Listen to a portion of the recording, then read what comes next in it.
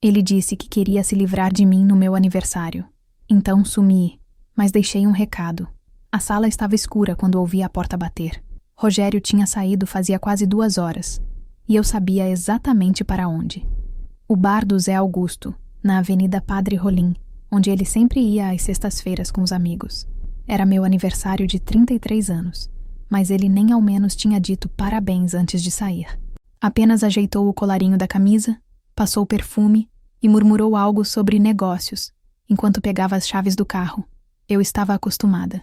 4 anos de casamento me ensinaram que esperar qualquer gesto de carinho de Rogério era como esperar chuva no sertão. Quando vinha, era tão raro que a gente nem sabia como receber. Cajazeiras é uma cidade pequena.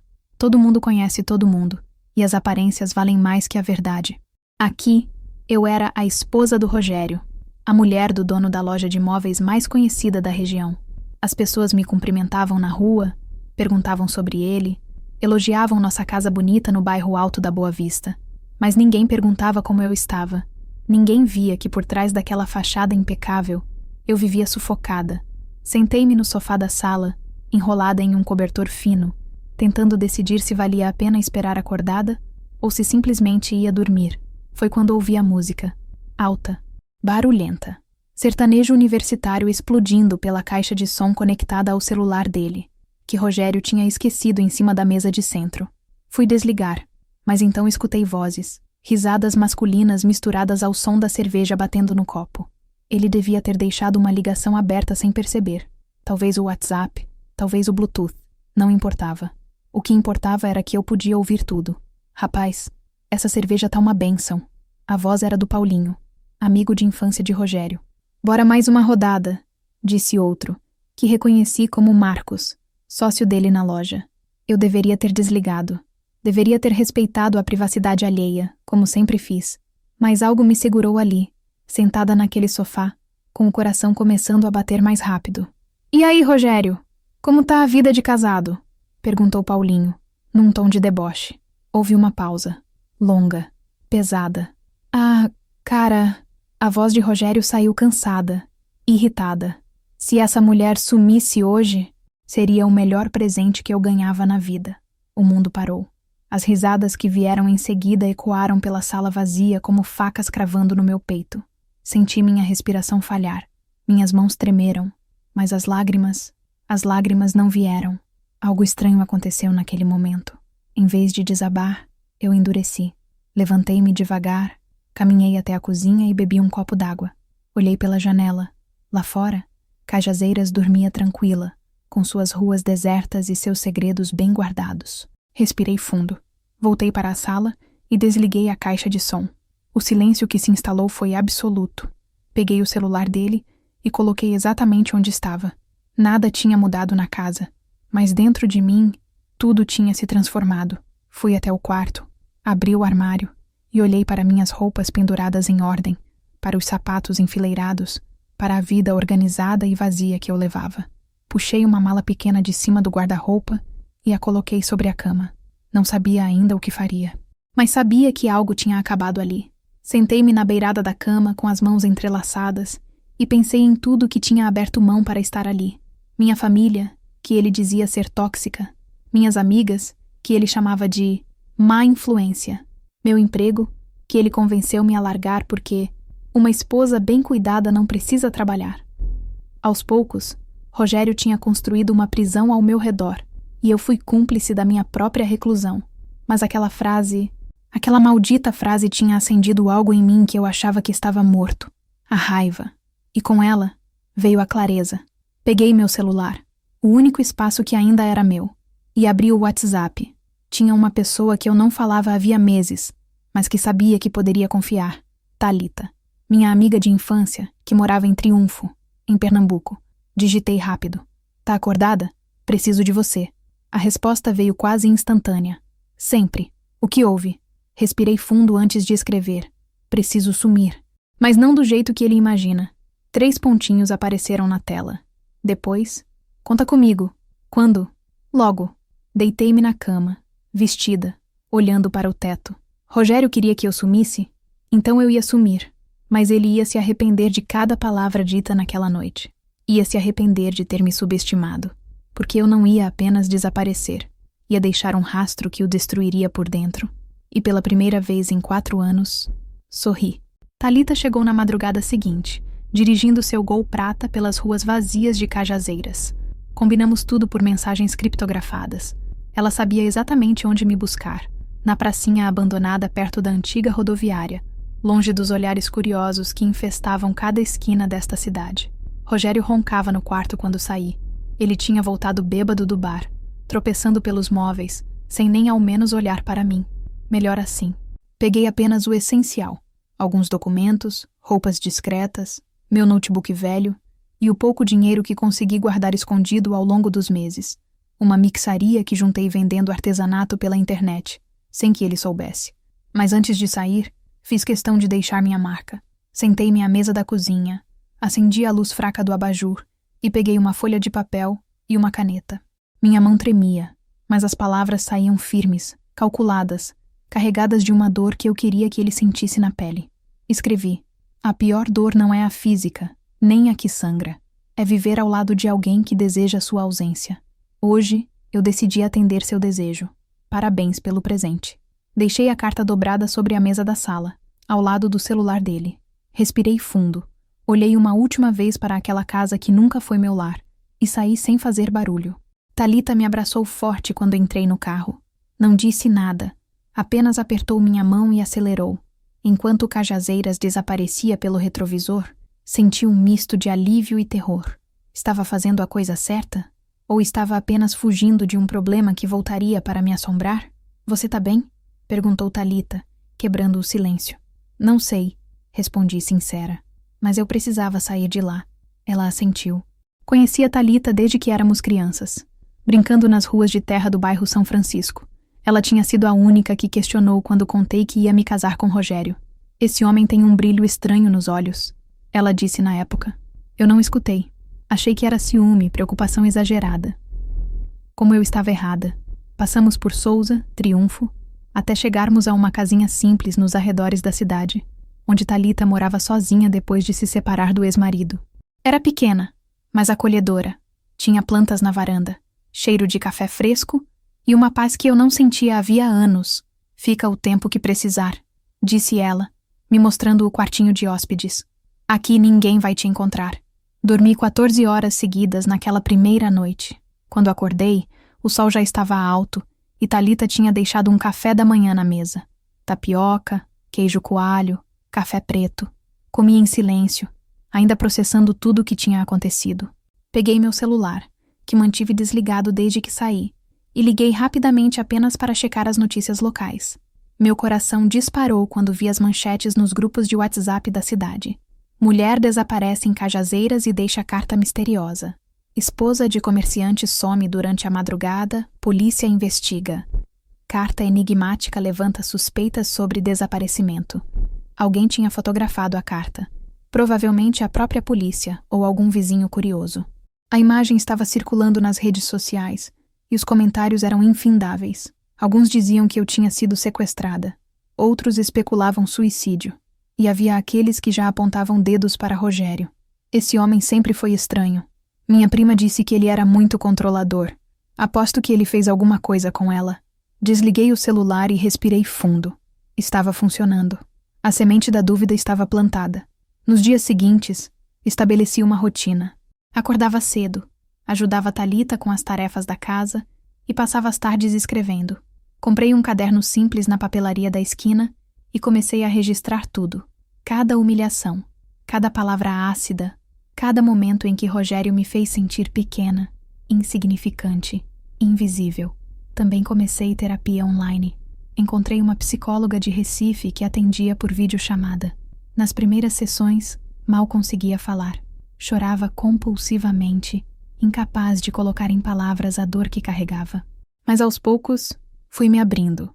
E com cada sessão, ia entendendo que o problema nunca fui eu. Uma tarde, enquanto Thalita estava no trabalho, tive uma ideia. Liguei a câmera do notebook e comecei a gravar. Falei olhando diretamente para a lente, como se estivesse conversando com alguém do outro lado. Meu nome é Michele. Tenho 33 anos e durante 4 anos vivi um casamento que me destruiu por dentro. Hoje eu vou contar tudo. Gravei por quase 1 hora. Contei sobre o controle, o isolamento, as ameaças veladas, o medo constante. Salvei o vídeo em uma pasta criptografada. Ainda não sabia quando ia usar, mas sabia que precisava existir. Enquanto isso, em Cajazeiras, a história ganhava novos capítulos. Thalita me contava, através de amigas em comum, que Rogério estava sendo investigado, que a loja dele estava vazia, que as pessoas o evitavam na rua, que sua reputação estava desmoronando tijolo por tijolo. E então, 6 semanas depois do meu desaparecimento, aconteceu algo inesperado. Estava passando mal, enjoada, cansada. Thalita insistiu para que eu fizesse um teste de farmácia. 2 linhas. Grávida. Sentei no chão do banheiro, olhando para aquele pedaço de plástico, e pela primeira vez em semanas, chorei. Mas não eram lágrimas de tristeza, eram de força, de propósito, de certeza absoluta de que precisava seguir em frente, porque agora não era só por mim. Era por alguém que dependia de mim para ter uma vida melhor. 2 meses, 60 dias desde que deixei Cajazeiras para trás. E nesse tempo, me transformei em alguém que eu mesma mal reconhecia no espelho. Cortei o cabelo bem curto, tingi de um castanho escuro quase preto. Troquei as roupas coloridas por tons neutros. Usava óculos de grau que nem precisava, apenas para mudar ainda mais minha aparência. Quando saía às ruas de Triunfo para fazer compras ou caminhar, ninguém me olhava 2 vezes. Eu tinha me tornado invisível, mas dessa vez, por escolha própria. A gravidez avançava. Já estava na 12ª semana, e minha barriga começava a dar sinais discretos. Thalita foi comigo à primeira consulta em uma clínica particular de Arco Verde, onde dei um nome falso. O médico disse que estava tudo bem com o bebê. Eram palavras simples, mas que carregavam um peso imenso. Aquela criança era minha âncora, a razão pela qual eu não podia mais fraquejar. À noite, depois que Thalita dormia, eu me sentava no pequeno escritório que ela improvisou para mim e mergulhava no trabalho. Não era apenas escrever no diário ou gravar vídeos. Eu estava construindo um dossiê completo sobre Rogério. Vasculhei velhas conversas de WhatsApp que tinha salvado em backup. Encontrei prints de mensagens onde ele me xingava, me diminuía, me ameaçava. "Você não é nada sem mim", dizia uma delas. "Se tentar me deixar, eu acabo com você", dizia outra. Também encontrei algo perturbador, documentos que ele guardava no computador, aos quais eu tinha acesso porque ele achava que eu era burra demais para mexer em tecnologia.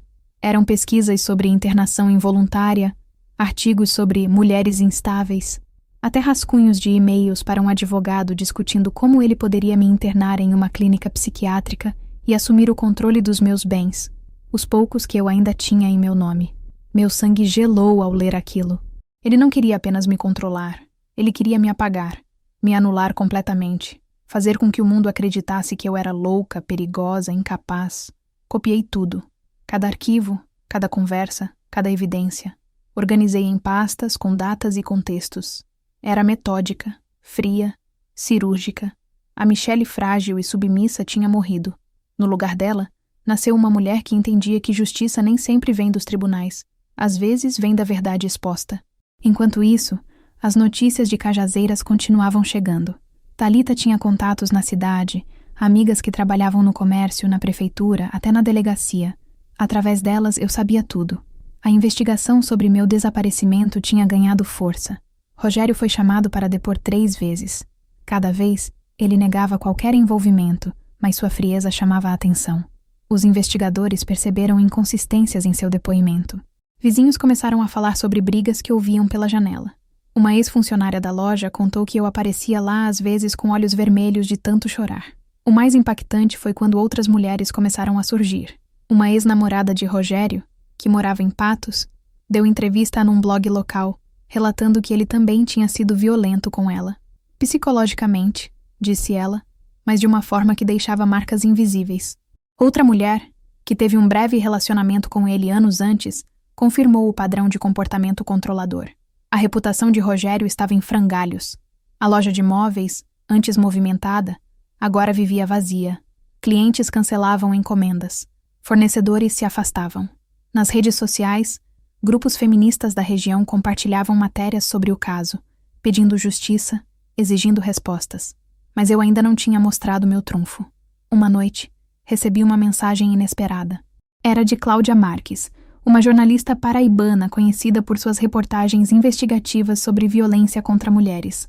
Ela tinha um canal no YouTube com quase 500 mil de inscritos e era respeitada em todo o Nordeste. Michele, sei que você está viva. Sei que está escondida. E sei que tem uma história para contar. Quando estiver pronta, eu quero ouvi-la. Não para expor você, mas para dar voz ao que você viveu. Pense nisso. Meu coração acelerou. Como ela sabia? Olhei para Thalita, que dormia no sofá da sala, e percebi. Ela tinha me entregado. Mas não como traição, como estratégia. Liguei para Thalita no meio da noite. Ela atendeu sonolenta. Foi você que passou meu contato para a jornalista? Houve uma pausa. Foi, ela admitiu. Michele, você tem uma história que pode salvar outras mulheres.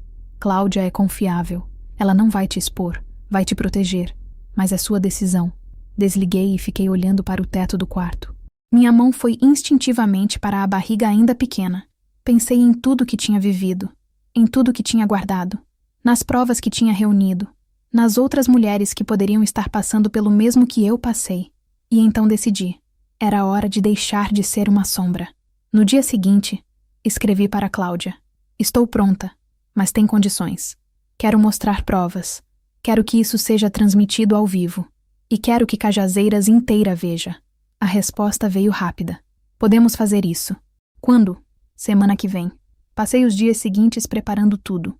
Revisei os vídeos, organizei os documentos, ensaiei mentalmente o que diria. Thalita ficou ao meu lado o tempo todo, me dando força, me lembrando de que eu não estava sozinha. Na véspera da entrevista, olhei-me no espelho. A mulher que me encarava de volta era diferente, mais forte, mais determinada, com cicatrizes invisíveis, mas com uma coragem que eu nem sabia que possuía. Rogério queria que eu sumisse? Pois bem, eu tinha sumido, mas agora eu ia reaparecer como um furacão, e quando a tempestade passasse, ele ia entender o verdadeiro significado de destruição. O estúdio ficava em uma casa antiga, reformada no centro de Campina Grande. Cláudia Marques tinha transformado aquele espaço em um pequeno santuário para histórias que precisavam ser contadas. As paredes eram decoradas com quadros de mulheres fortes, frases de empoderamento e uma iluminação suave que tornava tudo menos intimidador. Quando cheguei, acompanhada por Thalita, Cláudia me recebeu com um abraço apertado. Ela era uma mulher negra, de seus 40 e poucos anos, cabelos crespos presos em um coque elegante e olhos que transmitiam seriedade e compaixão ao mesmo tempo. Michele, obrigada por confiar em mim, disse ela, segurando minhas mãos. Sei que não foi fácil chegar até aqui. Não foi, admiti, sentindo meu estômago revirar de ansiedade. Mas preciso fazer isso. Por mim e por outras que possam estar passando pelo mesmo. Ela me conduziu até uma poltrona confortável, posicionada em frente às câmeras. A equipe era pequena. 2 cinegrafistas, um técnico de som e uma produtora. Todos me cumprimentaram com respeito, sem fazer perguntas invasivas. Havia algo de sagrado naquele momento, e todos pareciam entender. Vamos começar em 5 minutos, anunciou Cláudia. Lembre-se, você pode parar quando quiser. Você está no controle aqui. No controle. Essa palavra ecoou em minha mente. Fazia tanto tempo que eu não sentia isso. As luzes se acenderam. A câmera começou a gravar. E então, Cláudia iniciou a transmissão ao vivo em seu canal. Em segundos, centenas de pessoas se conectaram. Em minutos, eram milhares. Boa noite a todos, começou Cláudia, olhando diretamente para a câmera. Hoje tenho comigo uma convidada muito especial. Ela esteve desaparecida por quase 2 meses, e sua história chocou o interior da Paraíba. Michele, obrigada por estar aqui. Respirei fundo. Meu coração batia tão forte que eu sentia nas têmporas. Obrigada por me receber, Cláudia. Michele, vamos direto ao ponto. Você desapareceu de Cajazeiras deixando uma carta misteriosa. A cidade inteira especulou sobre o que teria acontecido. Seu marido foi investigado. Houve quem dissesse que você estava morta. Por que você sumiu? Fechei os olhos por um instante, buscando força nas palavras que tinha ensaiado tantas vezes. Eu sumi porque no dia do meu aniversário, ouvi meu marido dizer aos amigos dele que se eu sumisse, seria o melhor presente que ele poderia ganhar na vida. O silêncio no estúdio foi absoluto. Cláudia não desviou o olhar. E como você se sentiu ao ouvir isso? Morri por dentro, respondi, sentindo as lágrimas começarem a queimar. Mas ao mesmo tempo, acordei. Percebi que eu estava vivendo uma mentira, que o homem com quem eu tinha me casado não me amava. Ele me via como um fardo, um problema, algo que ele queria que desaparecesse. E você decidiu desaparecer? Decidi, mas não da forma que ele imaginava. Eu não ia morrer. Eu ia renascer. Cláudia assentiu, seu rosto carregado de empatia. Michele, você trouxe provas do que viveu durante esse casamento. Pode compartilhar isso conosco? Abri a pasta que estava no meu colo. Mãos tremendo, mostrei prints de conversas, gravações de áudio onde Rogério me humilhava, documentos que provavam suas pesquisas sobre internação involuntária. Ele não queria apenas me controlar. Expliquei, a voz firme agora. Ele queria me apagar. Planejava me internar como se eu fosse louca, tomar meus bens, me isolar completamente do mundo. Eu encontrei e-mails dele discutindo isso com um advogado. A câmera focou nos documentos. A produtora exibia na tela, ao vivo, as imagens borradas para proteger dados pessoais, mas legíveis o suficiente para serem impactantes. Os comentários na live explodiam. Meu Deus, isso é assustador! Quantas mulheres vivem isso caladas? Esse homem é um monstro, Cláudia continuou. E não foi só você, Michele. Outras mulheres deram entrevistas relatando abusos psicológicos vindos do mesmo homem. Como você se sente sabendo disso? Triste, respondi, limpando as lágrimas. Triste porque não fui a primeira, mas determinada a ser a última. Ele precisa responder pelo que fez. Não só comigo, mas com todas nós. A entrevista durou quase 1 hora. Contei tudo. O isolamento progressivo, o controle financeiro, as ameaças veladas, o medo constante. Mostrei vídeos que gravei durante meu exílio, onde relatava cada episódio de abuso que conseguia lembrar. E então, no final, Cláudia fez a pergunta que todos esperavam. Michele, onde você está agora? Está segura? Estou segura, confirmei. Longe de Cajazeiras, longe dele. E não estou sozinha. Tenho pessoas que me amam de verdade ao meu lado. E tenho uma razão muito maior para seguir em frente. Pode compartilhar? Coloquei a mão sobre a barriga, agora perceptível sob a blusa larga. Estou grávida. E esse bebê vai nascer em um lar cheio de amor, sem violência, sem medo. Vai crescer sabendo que a mãe dele foi forte o suficiente para recomeçar. As lágrimas corriam pelo meu rosto, mas era diferente agora. Não era choro de dor, era de libertação. A live terminou com mais de 50.000 visualizações simultâneas. Os comentários eram uma avalanche de apoio, indignação contra Rogério e mensagens de outras mulheres relatando situações semelhantes. Quando as câmeras se apagaram, Cláudia me abraçou forte. Você foi incrível, corajosa, inspiradora. Obrigada, sussurrei, por me dar voz. Saímos do estúdio já de madrugada. Thalita dirigia em silêncio enquanto eu olhava pela janela, vendo as luzes da cidade passarem. Meu celular vibrava sem parar, com mensagens de apoio de desconhecidos, de grupos de mulheres, até de veículos de mídia querendo entrevistas. Mas a mensagem que mais me impactou veio de um número desconhecido. Obrigada por ter coragem de falar. Vivi isso por 10 anos e achava que era só comigo. Hoje vou procurar ajuda. Você me salvou. Fechei os olhos e sorri. Minha dor tinha encontrado propósito. E Rogério? Bem, agora ele teria que encarar a tempestade que ele mesmo criou. A repercussão foi imediata e devastadora. Para Rogério. No dia seguinte à entrevista, Cajazeiras acordou diferente. A live tinha sido compartilhada milhares de vezes, alcançando não só a Paraíba, mas todo o Nordeste e até outros estados. Páginas feministas, portais de notícias, influenciadores digitais. Todos falavam sobre minha história. Thalita me mostrou as manchetes enquanto tomávamos café na varanda. Mulher reaparece após 2 meses e expõe plano de marido para interná-la. Empresário de Cajazeiras é acusado de violência psicológica por esposa e ex-namoradas. Depoimento chocante. Ele queria me apagar, diz Michele. Mas o que mais me impactou foram os vídeos feitos por pessoas comuns nas ruas de Cajazeiras. Grupos de mulheres se reuniram em frente à loja de móveis de Rogério com cartazes. Justiça para Michele. Abuso psicológico é crime. Não estamos sozinhas. A loja fechou no mesmo dia. Definitivamente. A Polícia Civil reabriu o caso com novas perspectivas. Não era mais um desaparecimento. Agora era uma investigação formal sobre violência doméstica, ameaça e tentativa de cárcere privado. As provas que apresentei foram oficialmente anexadas ao inquérito. O advogado de Rogério tentou desmentir tudo, alegando que os documentos eram forjados, mas perícias confirmaram a autenticidade. Outras 3 mulheres prestaram queixa formal contra ele. Uma delas, Jéssica, tinha apenas 22 anos quando namorou Rogério anos atrás. Ela relatou que ele tentou impedi-la de estudar, controlava suas roupas e chegou a ameaçá-la de morte quando ela quis terminar o relacionamento. O cerco estava se fechando. E eu assistia de longe, não com prazer, mas com a sensação de que justiça estava sendo feita. 3 semanas depois da entrevista, recebi uma ligação. Era da Delegacia da Mulher de Cajazeiras. Michele, aqui é a delegada Renata. Gostaria de informá-la que Rogério Alves foi indiciado por violência psicológica, ameaça e coação.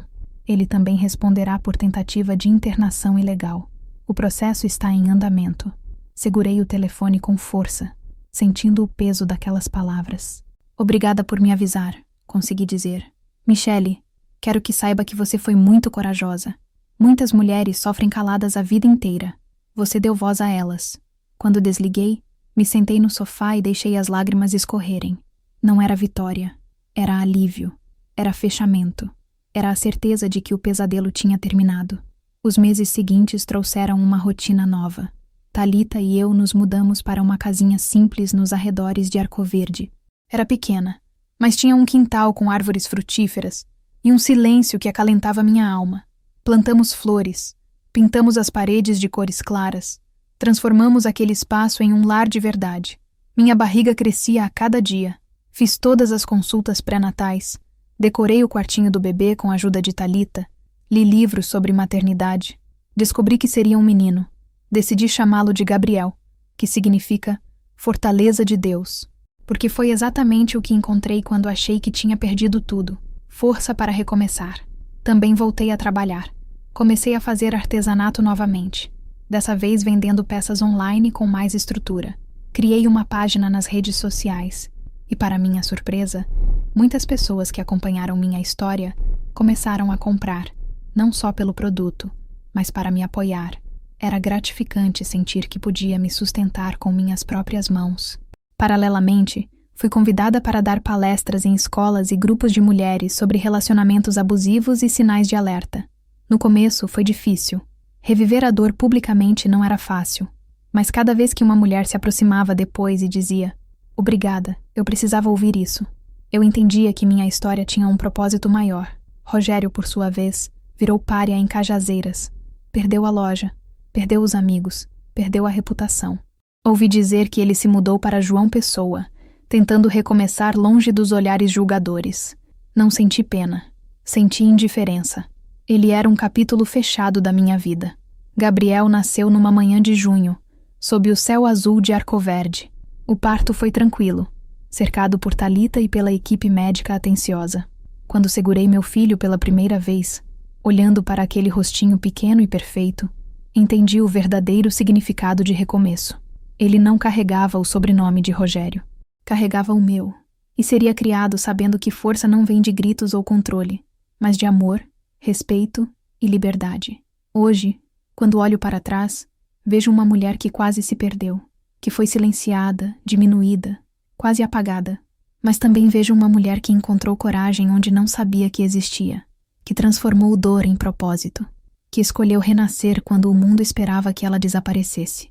Sentada na varanda da minha casa, com Gabriel dormindo no meu colo e Thalita preparando o almoço na cozinha, olho para o horizonte e sorrio.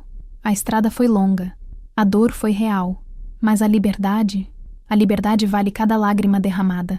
E se alguém me perguntar o que aprendi com tudo isso, eu diria: aprendi que quando alguém deseja seu desaparecimento, o melhor que você pode fazer é sumir da vida dessa pessoa e se encontrar dentro de si mesma. Porque no final, a maior vingança não é destruir quem te machucou, é se reconstruir tão forte que eles se tornem irrelevantes. E foi exatamente isso que fiz. Renasci. E dessa vez, para sempre. Fim. Obrigada por assistir até o final. Você gostou da história? Deixe um comentário, quero saber o que você achou. Não se esqueça de deixar seu like e se inscrever agora para receber mais relatos emocionantes que você não vai querer perder. Ative o sino para ser notificado sempre que um novo vídeo for lançado. Vejo você na próxima história. Muito obrigada.